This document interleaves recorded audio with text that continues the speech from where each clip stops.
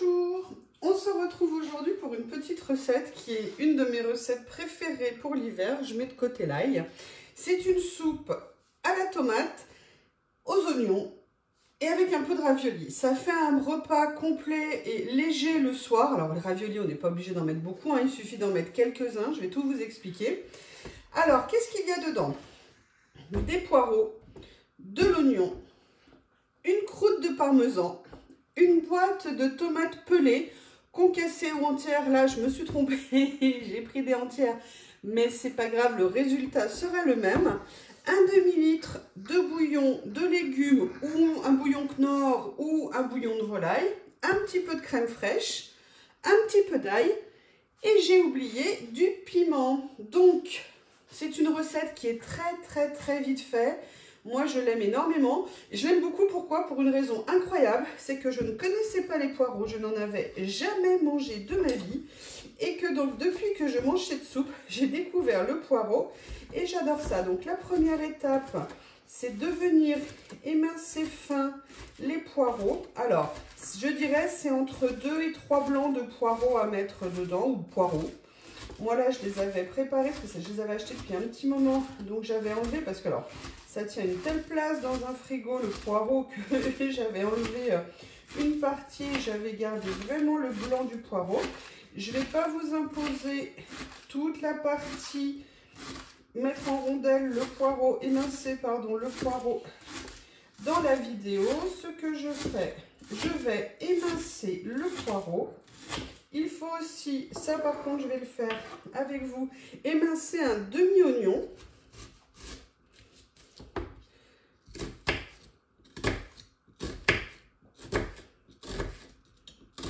C'est une petite recette. Moi, j'adore cette recette parce qu'il y a du poireau dedans. Donc, je vous ai dit, ça m'apprenait. Mais surtout, le mélange de la tomate et du poireau, ça donne un goût qui est vraiment génial. Et je vous avoue que... Alors, je n'ai pas inventé du tout cette recette. Hein. Je l'ai découverte, en fait, sur Instagram l'année dernière. L'hiver dernier, j'ai eu ma période j'innove en recette. Je trouvais des trucs, j'avais envie d'essayer. Donc, voilà. Ça fait partie vraiment de la recette que j'ai trouvée l'année dernière, que je préfère.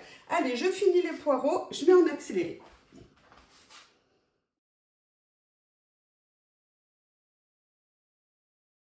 Voilà, donc là, j'ai émincé mes oignons. Maintenant, ce que je vais faire revenir... Alors moi, je mets un peu d'huile, mais j'en mets pas trop. Hein. Le but, c'est pas que ça nage dans l'huile. Je vais les faire revenir... J'attends que ça s'allume. Voilà, je vais mettre à chauffer un demi-litre d'eau avec un carré. Moi, j'ai mis du bouillon de légumes ce soir dans le micro-ondes. Je les mettrai à cuire. J'ai fait des expériences de farine tout à l'heure. J'ai remis ça là. Pas de problème, tout va bien. Je laisse un petit peu chauffer. Je vais venir mettre mes oignons.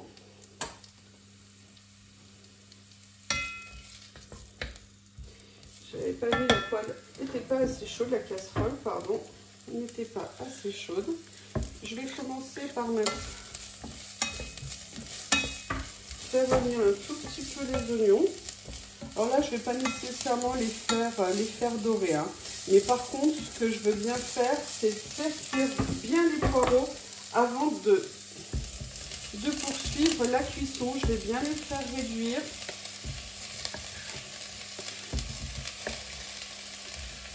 J'en mets de partout. Voilà. Ah, il y a un morceau qui n'était pas coupé. Je récupère ici. Et là, je vais venir remuer. Alors, je ne mets pas non plus trop fort. Le but, c'est pas que ça brûle. C'est de les faire suer, de les faire bien se réduire. Donc là, je vais les préparer un bon petit moment, on va dire, allez, je pense à peu près 5 bonnes minutes, en venant les retourner régulièrement. Le but, c'est pas non plus de passer notre temps à les embêter, parce que le but, c'est qu'ils cuisent. Si on les retourne tout le temps, ça n'aide pas. Allez, je récupère le petit morceau qui a tenté de cuire. Voilà. Je viens mettre ici Il faut surtout que je n'oublie pas, je vais mettre l'ail maintenant. Alors, je ne l'ai pas mis d'entrée de jeu au niveau des oignons pour que l'ail se mélange en fait avec les poireaux. Et si je l'avais mis qu'avec les oignons directement dans le gras en attendant un peu plus longtemps, et bien en fait ça risquait tout simplement de venir brûler l'ail. Et l'ail brûlé, c'est pas très bon. Si on peut éviter, c'est aussi bien. Donc ce que je vais faire en attendant que ça cuise, je vais ouvrir ma boîte en fait de tomates pelées et je vais venir commencer à les couper à l'intérieur.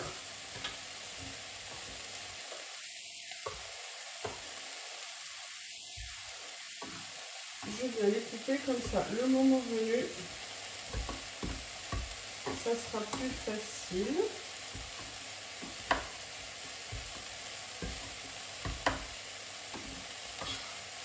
Voilà, comme ça.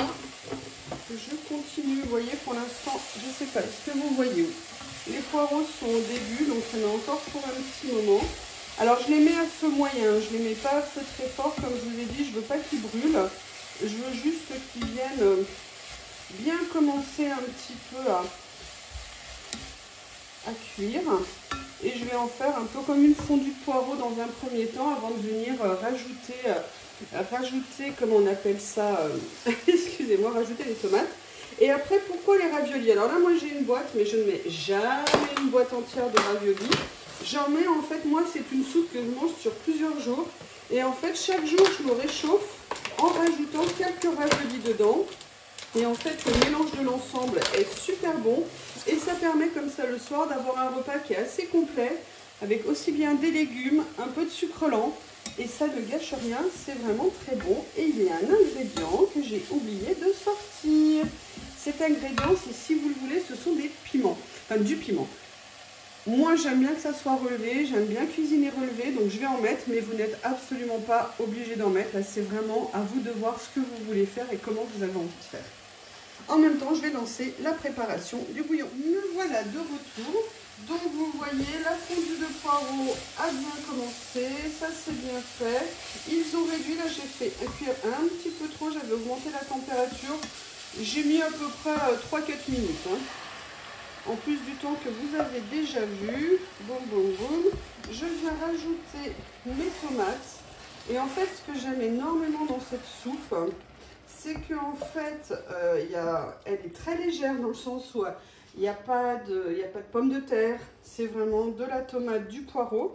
Là, maintenant, je vais venir rajouter... Alors, j'augmente juste un peu la température pour faire déglacer et récupérer bien les sucs de cuisson. Voilà. Mettre un petit coup de boost.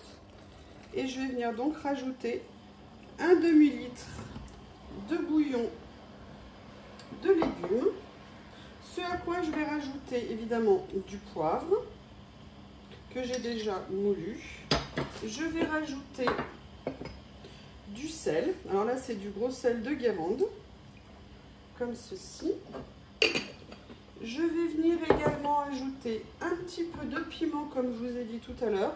Moi j'aime bien, ça relève un petit peu le goût. Personnellement c'est quelque chose que j'aime beaucoup. Je rebaisse un petit peu, là j'avais juste augmenté. Je mets un petit peu de piment. Voilà. Ça c'est du piment du jardin que j'ai fait sécher et qu'après j'ai réduit en poudre. Je vais venir à ça rajouter le morceau de croûte de parmesan et je peux vous dire quand ça aura cuit avec la croûte de parmesan, tout le monde sera en train de se battre pour manger la croûte de parmesan. C'est super bon une fois qu'elle a cuit dedans, c'est à tomber. Donc là, vous voyez, le gros de la soupe est fait. Ce que je vais faire, c'est que je vais venir ajouter la crème fraîche. Alors, vous pouvez mettre du lait si vous voulez alléger. Moi, personnellement, je mets de la crème allégée, histoire de me dire que j'en mets moins. Je mets, on va dire, une bonne grosse cuillère et demie ou 2 cuillères à soupe dans ma préparation, et ça va venir me faire voilà tout ce dont j'ai besoin. Donc là maintenant je vais recouvrir, je continue à mélanger, je vais mettre à feu doux. La soupe n'est pas finie, non, elle n'est pas fini. Pour l'instant, je laisse cuire tout doucement à feu doux pendant à peu près une quinzaine de minutes. Et je vous retrouve une fois qu'elle est cuite et je vous montrerai ma petite finition personnelle. A tout de suite. Nous revoilà, ça fait une bonne dizaine, 10-15 minutes que c'est en train de cuire. Et là, moi, je vais vous dire une chose. Moi, je ne suis pas... Alors, je vais chercher, il me semble qu'il était par là la dernière fois que je l'ai vu. Voilà. Il est là, le morceau précieux. Le morceau précieux de gruyère, enfin de gruyère, n'importe quoi, de parmesan. Donc là, je le retire. Je voulais vous dire, je ne suis personnellement pas fan des soupes avec des morceaux. Donc ce que je fais, c'est que je prends mon plongeon, mon robot Marie, la girafe, et je viens passer au robot la soupe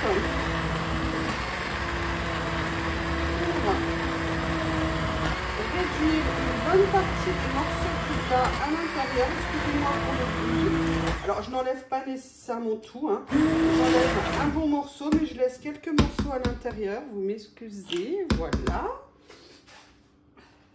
Après, tout de suite au lavage, l'avantage c'est que ça se lave en 2 secondes. Et je remets bien évidemment le morceau sacré de parmesan. Je vais laisser encore réduire un petit peu ma soupe, cuire un petit peu pour que maintenant que j'ai haché tout se mélange. Et là, dans les dernières minutes, je vais rajouter, allez, quelques raviolis. Là, ça fera, on va dire, 2 repas à peu près. Je vais en rajouter 2-3 de plus. Et ça me permettra, voilà, de cuire une première partie de mes raviolis. Et la soupe, une fois que ça aura fini de cuire les raviolis, elle sera finie, elle sera prête à servir. Et franchement, vous me direz ce que vous en pensez. Est-ce que vous connaissiez cette recette ? Et si vous ne la connaissiez pas, si vous la testez, qu'est-ce que vous en pensez? J'ai vraiment hâte d'avoir vos retours. Ce que je fais, je vais la laisser cuire à peu près le temps qu'il faut pour des raviolis frais, parce que là j'ai pris des frais. Mais je ne sais pas si vous connaissez, vous savez, les petits raviolis Barilla qu'on peut aussi acheter au rayon pâtes secs, qui sont ou au fromage ou à la viande. Alors vous pouvez tout à fait les mettre également, cuisson un tout petit peu plus longue, c'est tout. Sinon, au niveau des raviolis, vous mettez ce que vous voulez. Vous les mettez au fromage, vous les mettez à la viande, vous les mettez au bœuf, au porc, ce que vous voulez. Voilà, c'est un complément dans cette soupe que je trouve super agréable. Moi, c'est vraiment une recette, mais je ne pensais pas que je l'aimerais autant. Après, en accompagnement, si vous voulez pour la manger, vous pouvez rajouter un petit peu de parmesan, râper dessus pour la manger. Et là, franchement, je vous promets, c'est une tuerie. Je vous retrouve à la fin quand je vais la servir. À tout de suite. Et voilà, j'ai laissé cuire les raviolis, j'ai laissé cuire ma soupe. Et maintenant, je vais me faire une petite assiette pour ce soir. Donc, je me mets, voilà, quelques raviolis dedans. Une jolie assiette où je vais venir rajouter en plus un petit peu. Alors, je vais peut-être arrêter la cuisson, pas la peine, hein. Comme ceci, je vais venir rajouter un petit peu de parmesan sur mon assiette. Et voilà, la dégustation va commencer. Eh bien, écoutez, je vous remercie. Je me suis sur l'assiette. Avec du parmesan, je vous promets, mes mains sont propres. La recette est à présent terminée. Vous comprenez que je vais aller la manger, elle est chaude. Je vous remercie et puis n'hésitez pas à me faire vos retours. À bientôt. Je viens de me rendre compte que j'ai totalement oublié de vous mettre les ingrédients de la recette. Donc, les voici, le modus operandi aussi en dessous. J'espère que vous verrez bien. Je vous prie de m'excuser, j'avais totalement oublié. Et les voici. J'essaye de me rapprocher un peu plus. Ça sera peut-être plus clair. Alors, c'est soupe à la tomate, hein. C'est pour ça que c'est écrit comme ça. Et raviolis. Alors, j'aurais pu mettre un S à tomate et à raviolis. Évidemment, je ne les ai pas mis.